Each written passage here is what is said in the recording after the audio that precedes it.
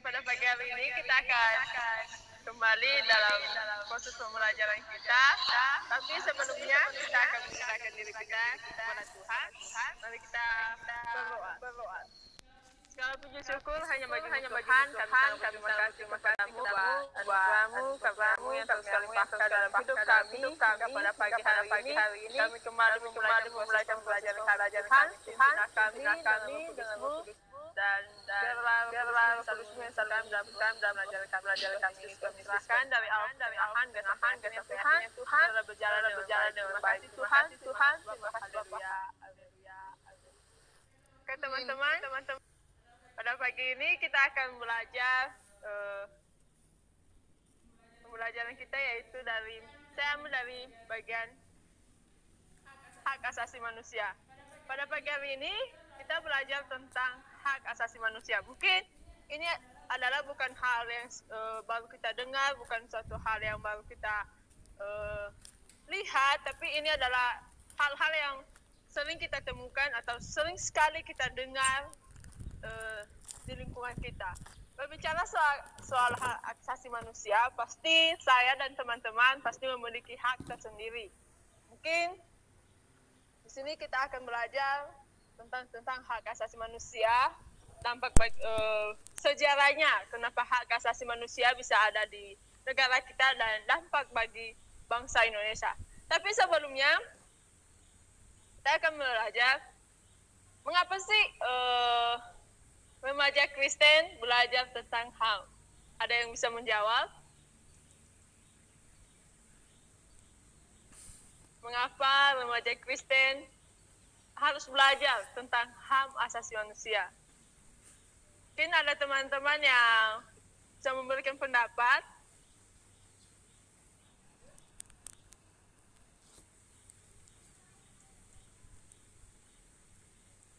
Oke. Kalau mungkin masih ragu-ragu ya, mungkin karena materi baru, jadi kita akan belajar bersama-sama tentang HAM ini. Saya dan juga teman-teman pasti ingin belajar, tahu apa sih yang sebenarnya HAM ini. Nah, mengapa remaja Kristen harus belajar tentang HAM? Itu kita sebagai remaja Kristen, kita terpanggil untuk memiliki kesadaran tentang hak asasi manusia ini, serta mewujudkan dalam kehidupan kita.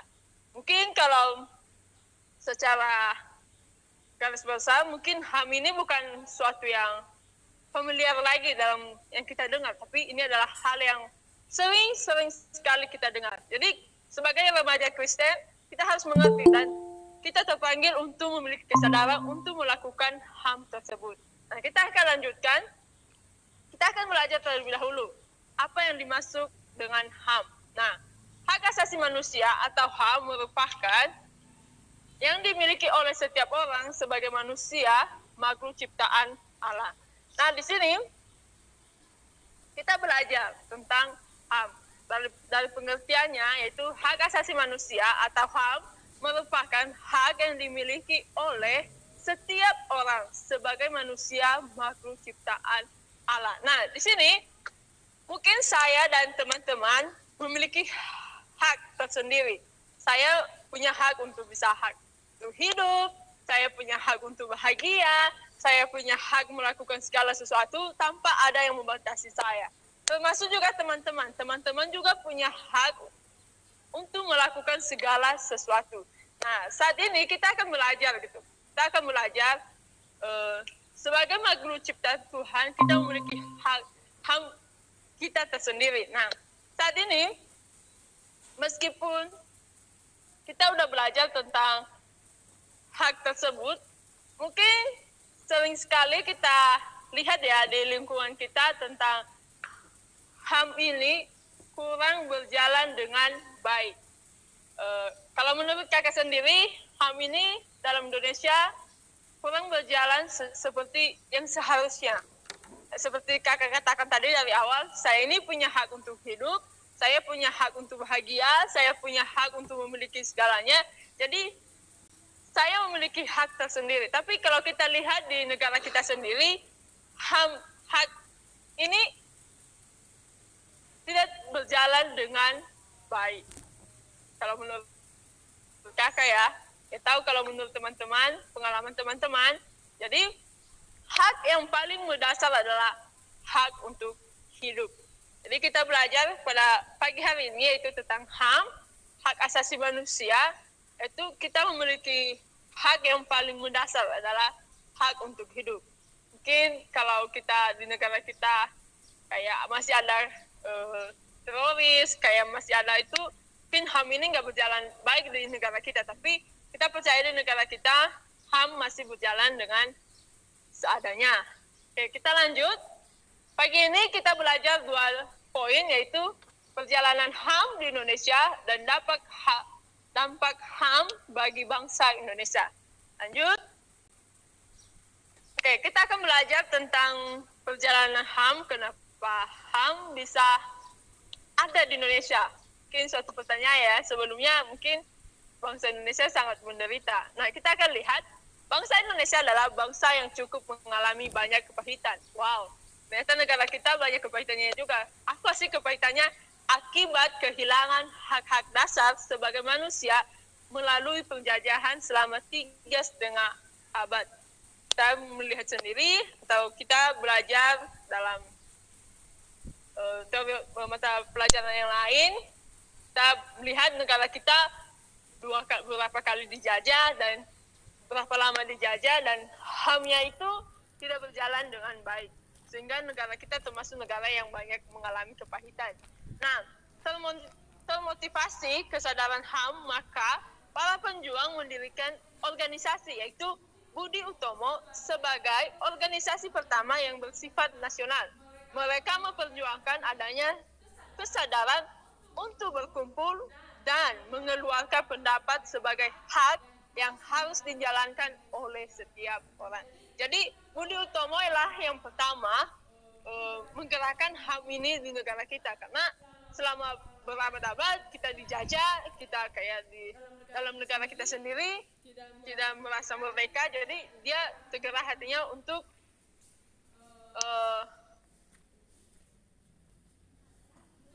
membawa negara kita ke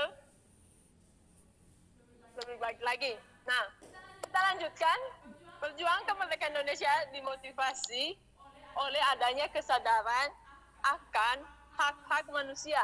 Perjuangan hak-hak asasi manusia di dunia, khususnya ini di Eropa dan di Amerika, turut mempengaruhi para penjuang Indonesia untuk memperjuangkan hak mendasarnya sebagai manusia, yaitu kebebasan untuk mereka. Siapa sih di antara kita yang nggak mau mereka bebas dalam kayak penjajahan, kayak zaman-zaman dulu kita masih dijajah beberapa abad, nggak ada damai sejahtera, hak yang seharusnya kita miliki tidak terjadi dengan sebaiknya, malah kita dijadikan seperti budak. Jadi bangsa kita atau Budi Utomo ini bergerak termotivasi bahwa negara kita harus merdeka atau harus bebas dari penjajahan. Kita lanjut. Bu, maaf Bu. Perjuangan kemerdekaan Indonesia adalah perjuangan HAM. Oleh karena itu, sesudah kemerdekaan, para pendiri bangsa memasuki HAM dalam Pancasila, yaitu Undang-Undang 1945. Walau HAM tentunya dalam Pancasila, dalam Undang-Undang 1945 tidak sendirinya rakyat dapat menikmati pemenuhan hak-hak tersebut. Ya, mungkin saat ini kita bisa melihat gitu ya, hak-hak ini belum berjalan dengan baik, atau HAM ini di negara kita belum berjalan 100% dengan baik. Mungkin ada orang-orang yang masih ada orang-orang di luar sana yang masih kehilangan haknya. Mungkin ada orang-orang yang di luar sana masih kehilangan apa yang seharusnya itu adalah haknya gitu. Jadi di sini hal itu terjadi karena situasi bangsa dan negara yang masih ada dalam perjuangan untuk mempertahankan NKRI maupun karena penyalahgunaan kekuasaan serta kekuasaan mutlak pemerintah yang berlindung di balik kendok demokrasi. Kita bisa lihat negara kita masih ada yang namanya korupsi. Negara kita belum seutuhnya bebas dari penjajahan tersendiri. Maksudnya mungkin negara lain tidak menjajah kita, tapi yang menjajah kita adalah ada orang-orang tertentu. Kayak saat ini kita masih menemukan kayak korupsi, penyalahgunaan kekuasaannya atau jabatannya. Mungkin kalau kita nonton di TV masih ada yang melakukan hal-hal tersebut. Nah, kita lanjutkan. Hak asasi mencakupi sebagai berikut.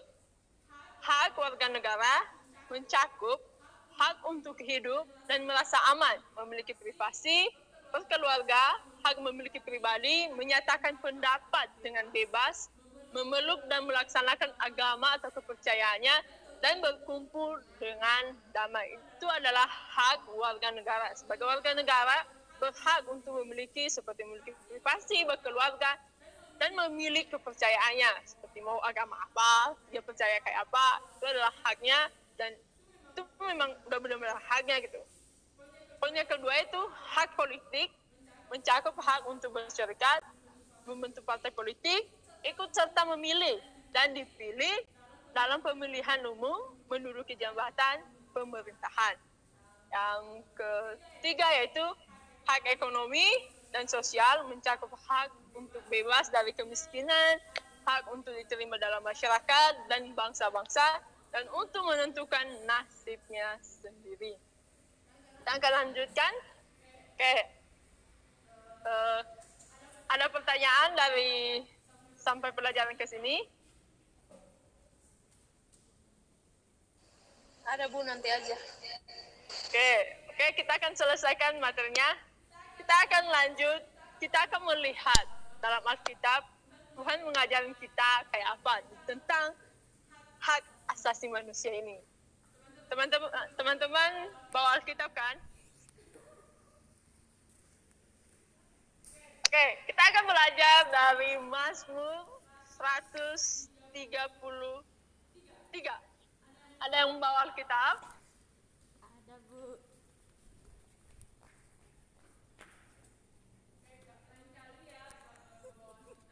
Kalau kita belajar pendidikan agama Kristen, jangan lupa bawa Alkitabnya ya. Oke, di sini kita akan belajar dari Mazmur 133. Di sini berbicara tentang perdamaian. Di sini kita bisa belajar dari Mazmur 133 ini berbicara tentang suatu masyarakat yang hidup rukun bagi saudara. Masyarakat yang hidup rukun seperti ini tentu akan saling menghargai sesamanya. Mereka tidak saling menekan, tidak menindas, memeras, apalagi menganiaya. Menurut pemazmur, masyarakat seperti itu akan dapat indah. Jadi dalam Mazmur 133 ini, kita diajarkan oleh pemazmur ini bahwa masyarakat yang hidup rukun itu bagaikan saudara. Masyarakat yang hidup seperti itu akan saling menghargai sesamanya. Mereka tidak saling menekan, tidak saling menindas, atau tidak saling mencari keuntungan satu sama lain. Tapi mereka itu kayak menganggap saudara satu sama lain. Nggak saling menekan atau menindas. Tapi kita diajarkan di dalam Mazmur ini supaya kita hidup rukun bagaikan saudara. Nah, jadi dalam negara kita mungkin sering kita temukan hal-hal yang menurut kita masih belum wajar, maksudnya masih belum kayak demo di mana-mana, merugikan satu sama lain, mencari keuntungan satu sama lain. Tapi di Mazmur ini kita diajarkan bahwa kita itu harus hidup rukun, tidak saling menganiayakan, tidak saling menindas, tidak saling memeras satu sama lain. Jadi saat ini kita akan telah belajar tentang hak asasi manusia ini. Jika ada pertanyaan dari teman-teman, saya persilahkan.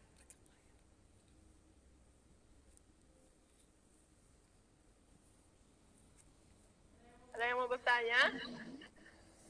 Ada Ibu Guru. Bu, aku mau bertanya, Bu. Ya. Aku juga.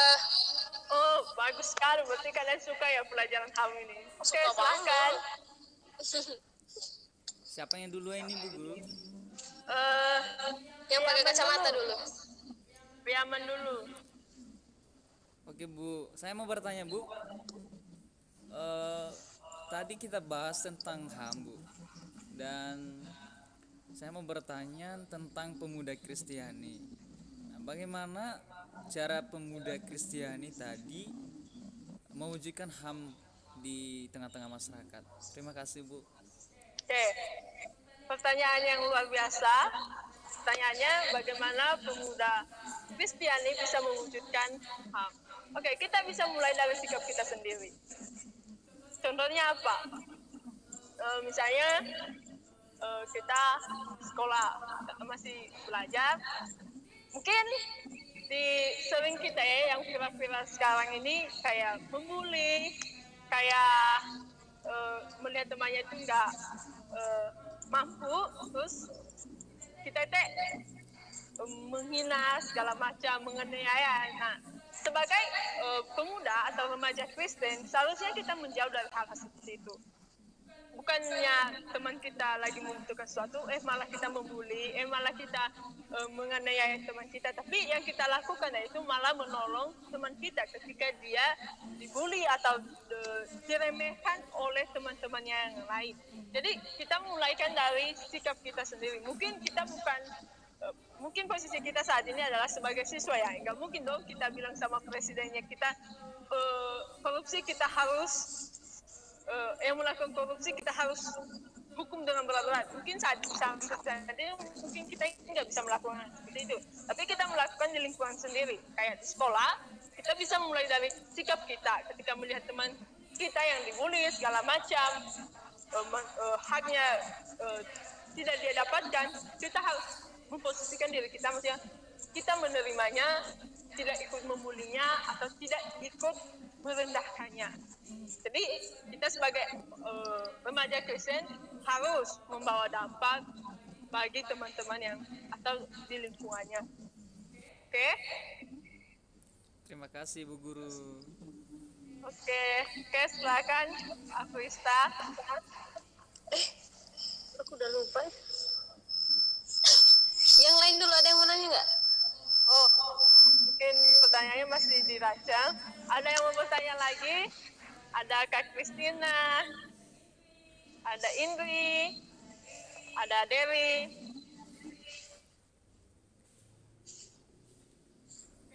Oke, kalau nggak ada yang bertanya, kita berdiskusi sebentar ya.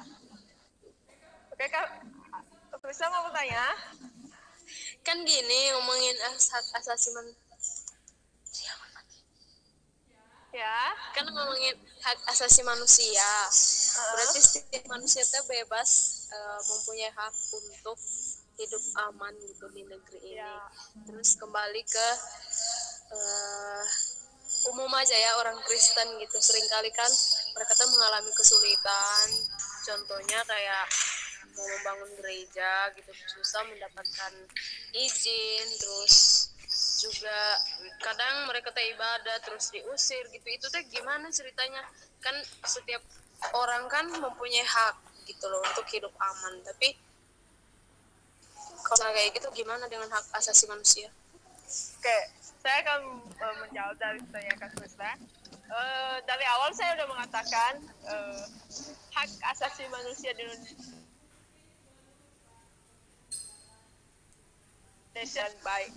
Masih ada yang maksudnya masih ada yang mencari keuntungan di atas keuntungan temannya. Mungkin kayak seperti kita orang yang beragama Kristen, seringkali kita direndahkan, seringkali kita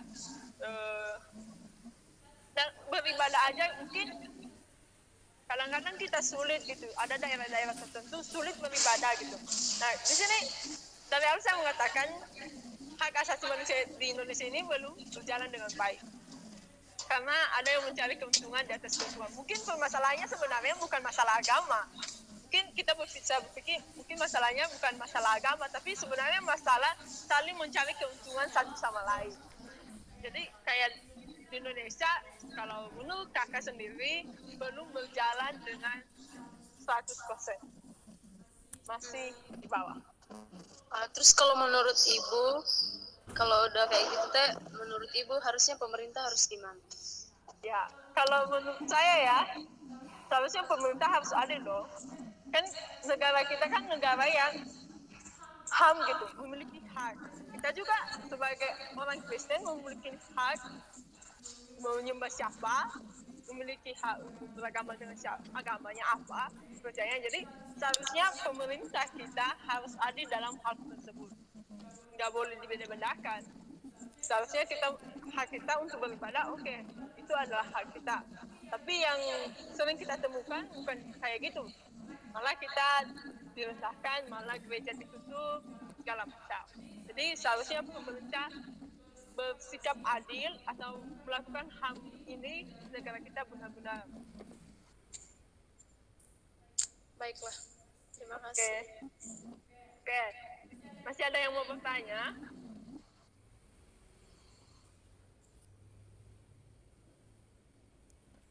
Oke, kalau nggak ada yang mau tanya, saat ini kita akan diskusi. Mungkin kayak pertanyaan Kak Krista tadi, gimana dengan negara kita yang belum berjalan dengan baik haknya, belum terlaksanakan dengan hak. Saya akan bertanya sama teman-teman. Mungkin kita lihat ya negara kita sendiri, sebenarnya negara HAM, negara yang harus memiliki hak yang sendiri tanpa harus melakukan segala sesuatu. Nah, sini saya mau bertanya, apakah menurut teman-teman hak HAM ini di negara kita udah berjalan dengan baik atau masih belum? Berapa penilaian teman-teman yang Anda berikan untuk negara kita? Berapa persen? 50, 70? Jadi, silakan dipikirkan dan dijawab. Kita diskusi. Silakan kameranya dinyalakan.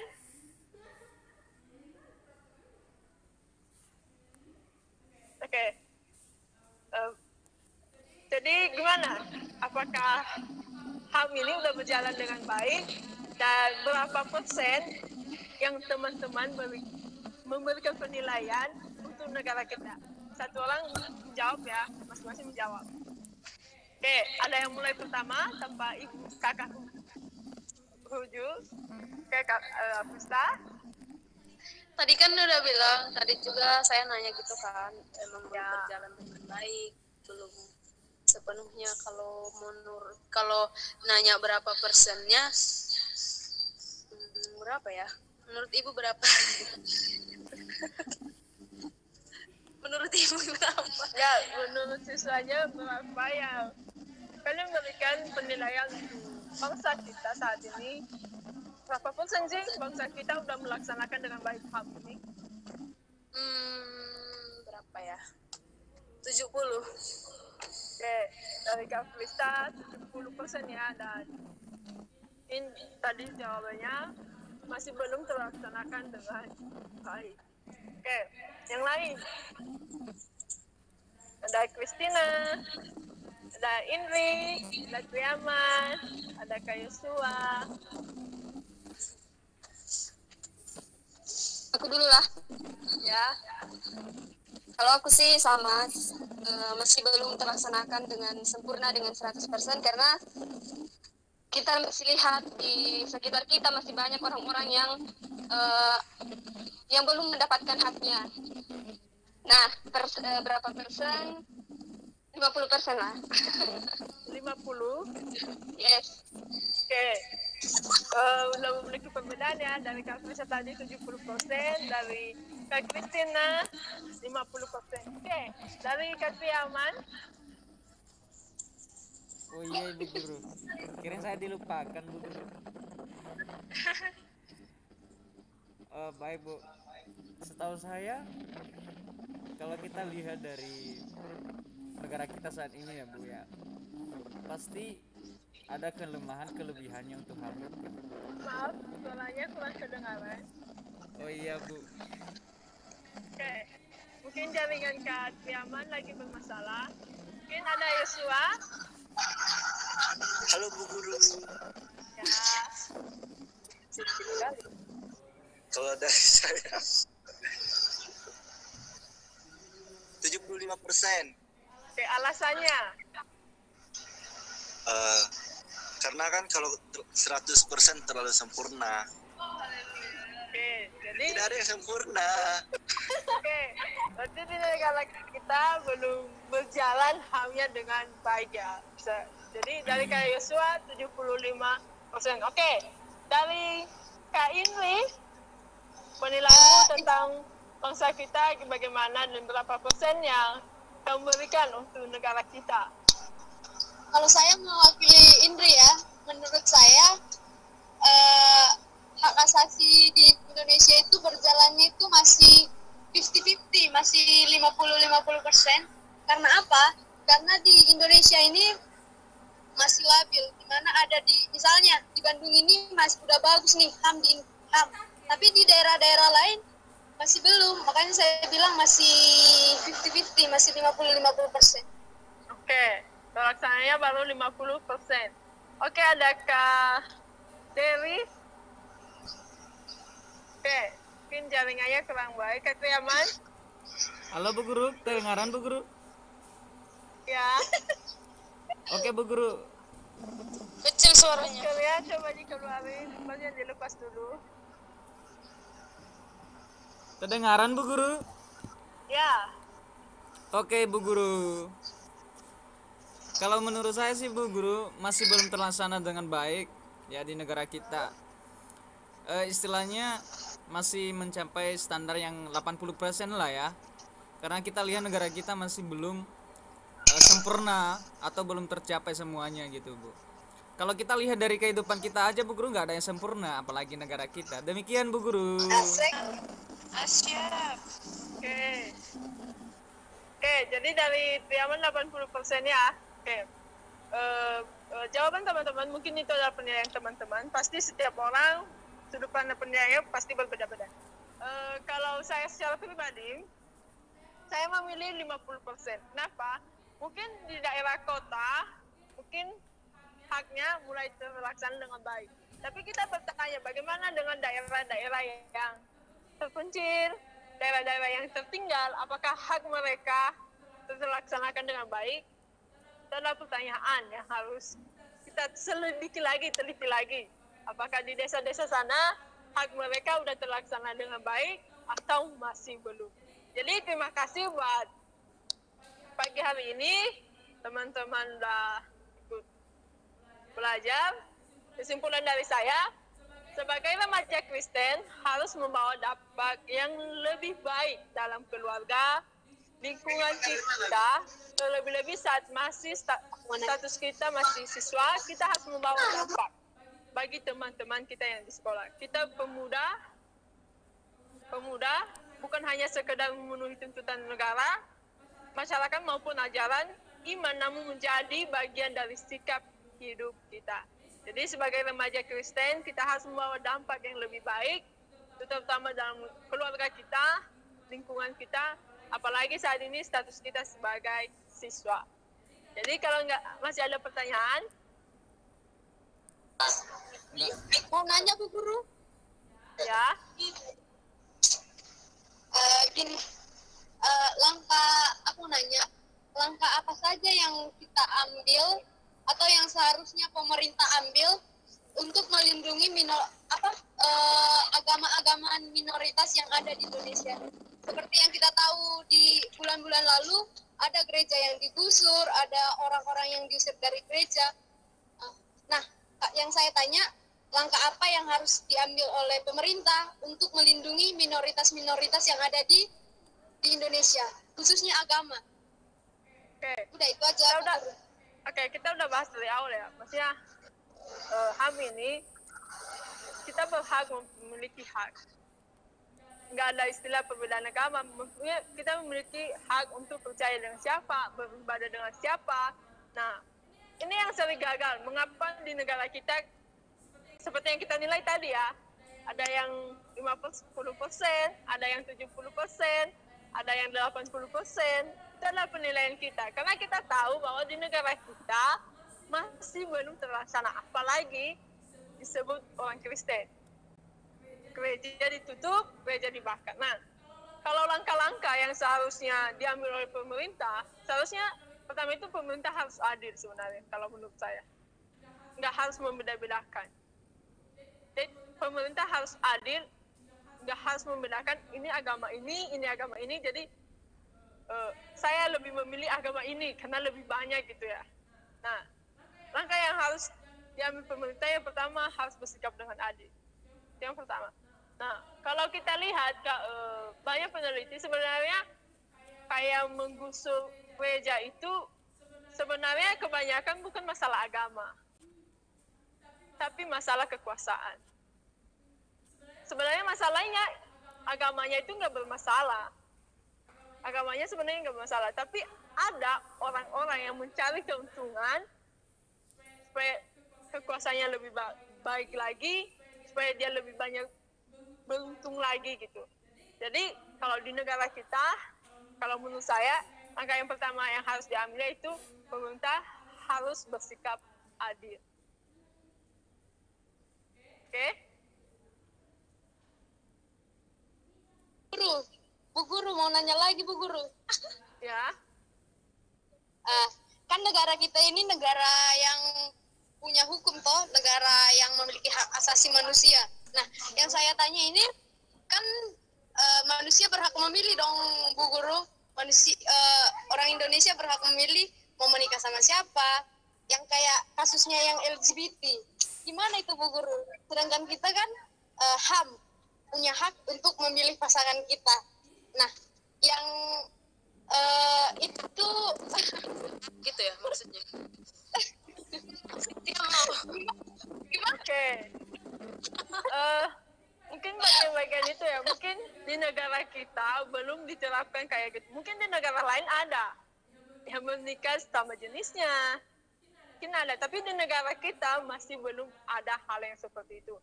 Bukan maksudnya kita ini punya hak ini untuk hidup dengan siapa, menikah dengan siapa. Maksudnya jangan sampai hal-hal seperti itu juga, jangan sampai melampaui batas-batasnya.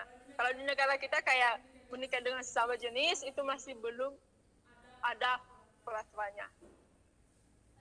Tapi kalau menurut saya Bu, kan Tuhan itu kan menciptakan manusia, Adam dan Hawa kan laki dan perempuan. Itu kan udah sangat jelas juga di Alkitab kan dikasih tahu. Jadi kita sebagai orang tua pikir untuk menikah dengan sesama jenis. Kita. Ya, jadi kalau bagian HAM itu di negara kita masih belum, dan di Alkitab juga nggak dijelaskan menikah dengan sesama jenis. Oke, kelas kita telah berakhir. Terima kasih buat teman-teman yang ikut pada pagi hari ini belajar. Kita akan menutupnya dalam doa. Saya minta Katriaman untuk memimpin kita dalam doa. Oke teman-teman, sebelum kita mengakhiri pembelajaran kita, mari kita berdoa. Bapa dalam surga, kami bersyukur dan berterima kasih Tuhan atas pembelajaran kami yang bisa berjalan pada saat ini.